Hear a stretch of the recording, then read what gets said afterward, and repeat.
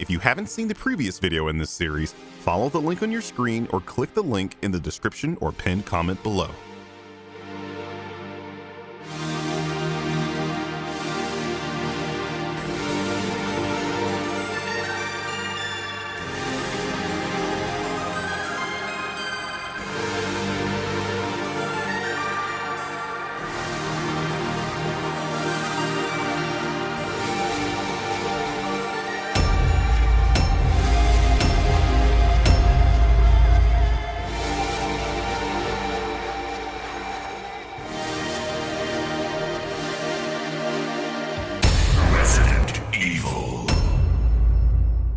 At the beginning of the 21st. Narration reading. Unnecessary redundance. 9 out of every 10 homes. This is like a really video game opening. Yeah, okay, but why?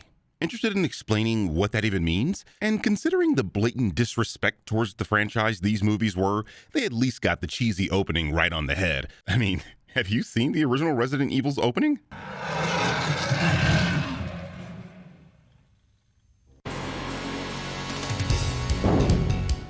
Chris Redfield.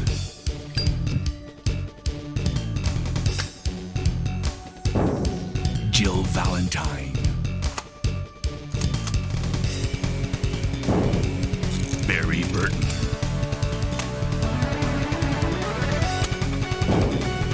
Rebecca Chambers. Albert Wesker.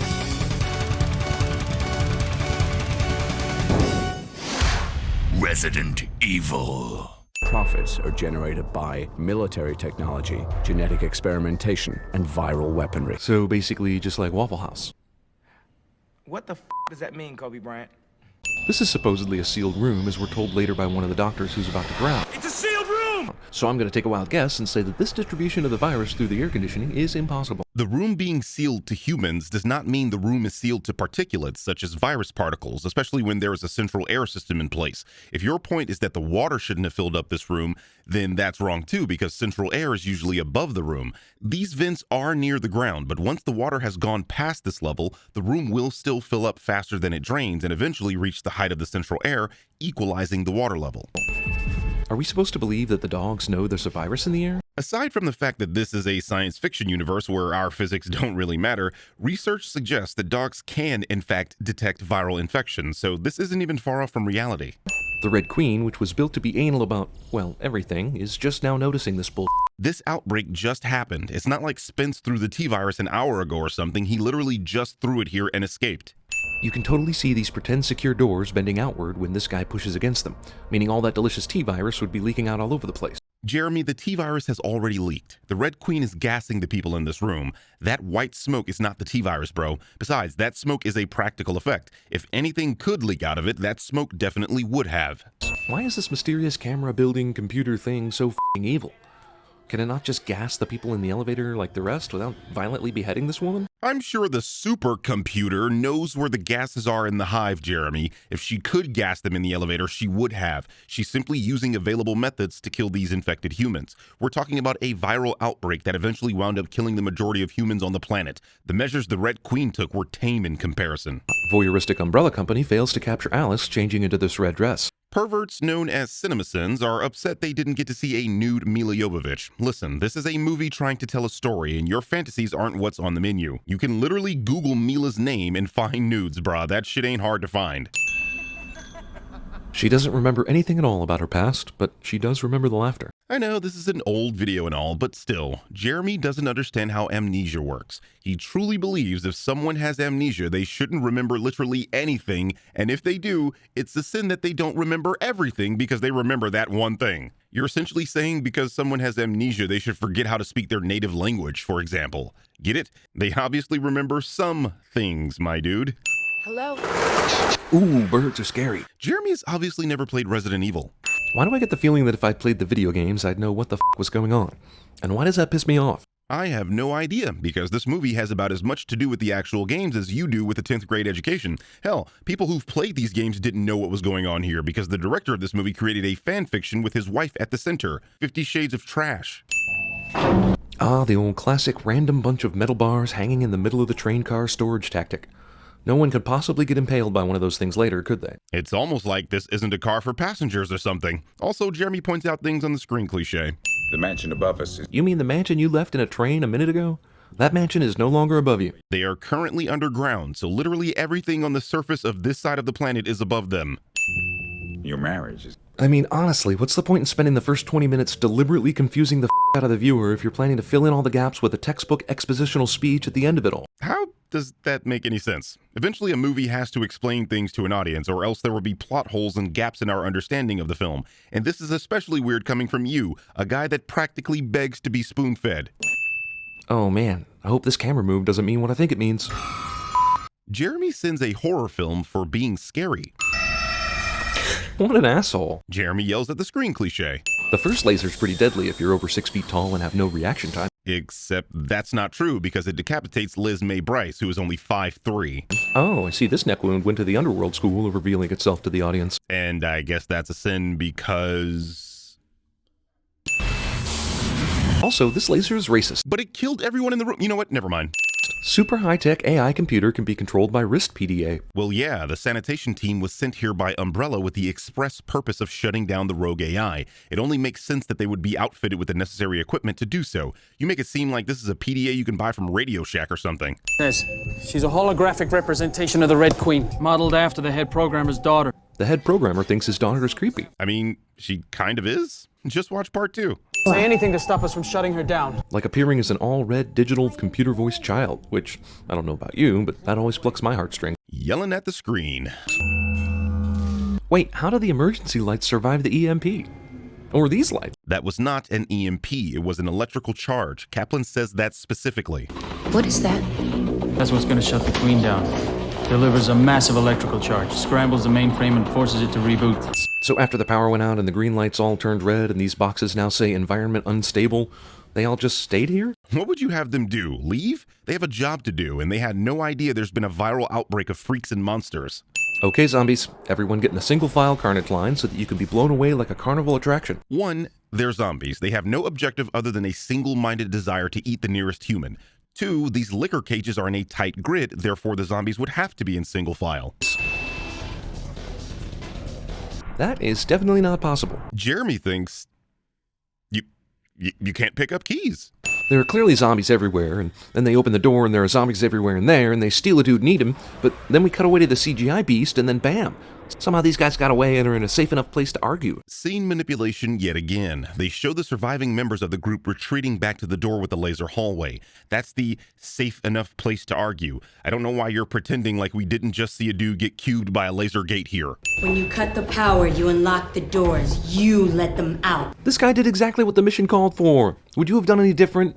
Would you have been like, hey, whoa, there might be a lot of zombies down here. Don't shut the power off. Another scene manipulation. Rain is not blaming Kaplan. She is responding to Kaplan stating he didn't see any of the workers on the way in. It's pretty obvious what they are. Lab coats, badges. Those people used to work here. All the people working here are dead. Well, that isn't stopping them from walking around. But where did they come from? Why didn't we see them on the way in?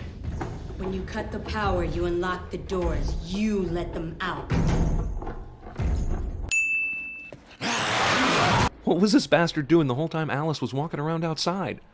Nearly the entire zombie payroll came down to eat the military team when the doors opened. Is this the one dude who said, nah, I'll just wait until someone locks herself in this room with me? Because this guard was on the upper floor with the dogs in the kennel. He was locked in this room when the Queen shut everything down and was presumably killed by the dogs. He couldn't have gone downstairs with the others because this room was closed and it wasn't opened until Alice came in. What? These zombies weren't dying when getting shot and now a kick does one of them in? You made this video in 2014, a period of time where 4 of the eventual 5 sequels to this movie were already out. So you know Alice is superhuman. Why you pretend to not have knowledge you definitely do continues to confound me. Actually, Alice wasn't yet infected with the T-virus in this movie, so she wasn't precisely a superhuman yet. That doesn't matter because she was a clone of Alicia. She already had the T-virus as a part of her DNA, which is why she's able to do superhuman shit in this film. And yeah, we didn't know this would be a thing all the way back in 2002, but Alice was clearly designed to be a Mary Sue with a secret past. All that other nonsense was simply to explain it. She had a contact within the hive, someone I never met. They had access to security code surveillance. She told me all that, but she didn't tell me anything about what the person looked like or what their name was. Okay, she was a blonde woman with blue-green eyes. That narrows it down to about 100 million human beings. When did this happen? 1 minute they're giving us exposition, now all of a sudden they're running for their life? Yeah. As the scene with the dogs just suggested, the doors in the once-thought safe area have now been unlocked, and they're being chased by walkers and such. Remember what I said earlier, that this is the guy that needs to be spoon-fed information? Remember when he was complaining about the movie explaining things? Good times. That homicidal bitch killed my team. Oh, so now you're okay with her being shut down. Firstly, she was always okay with the Red Queen being shut down. That was literally her mission. Second, as I explained before, she was not arguing against Kaplan turning everything off. The fact that you make up your own narratives just to argue with yourself is pretty hilarious. And sad. Even in death, the human body still remains active. Hair and fingernails continue to grow, and the brain itself holds a small electrical charge that takes a... I think my favorite part of this movie is the 10-minute section where they talk to the computer. You mean the computer that is the literal reason they're all down here and why the plot is taking place? That computer? Every one of them heard the Red Queen say that being bitten turns you into one of the zombies, but none of them have any issue with the obviously bitten Michelle Rodriguez still tagging along with the group after that? Rain is still a useful member of the sanitation team and very handy with a gun. Actually, she's also still a human being, and we treat all human beings with kindness, especially those that are dying.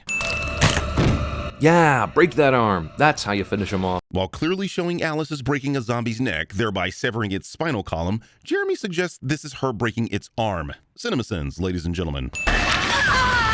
Hungry zombies who only know that they are hungry never once try to go after Rain while she fishes for her gun. While clearly showing zombies going after Rain while she fishes for her gun, Jeremy suggests zombies aren't going for Rain while she fishes for her gun.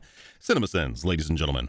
JD is a zombie, but Rain, the first person we saw get bit, is totally not a zombie. Up until this scene, Rain had only gotten bitten on her hand. JD was mobbed by a gaggle of zombies, meaning, of course, his transformation was accelerated due to the sheer number of bites he sustained. What the hell is this place? It's some sort of maintenance area with electrical tubing everywhere, so why the cage? What does this cage do other than inconveniently block someone when they're trying to get away from zombies? Prevent unauthorized access to the central heating system, which, as this movie demonstrates, can be dangerous.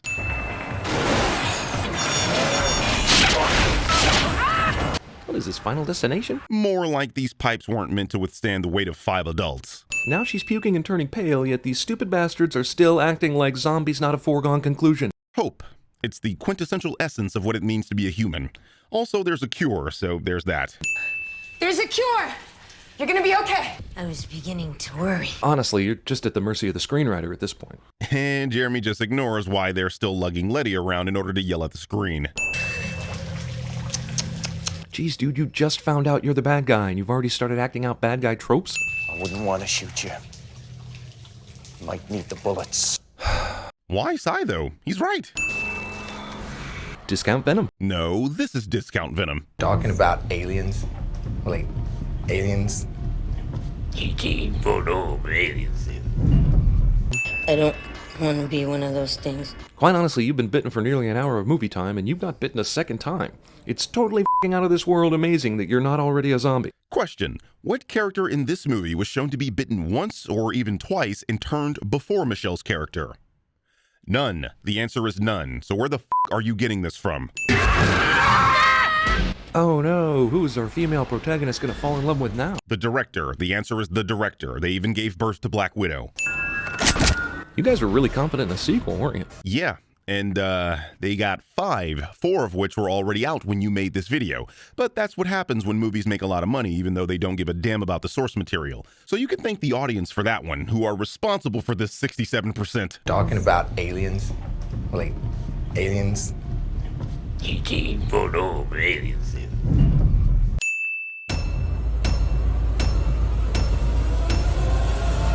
What is this? Stop it! Don't open that door!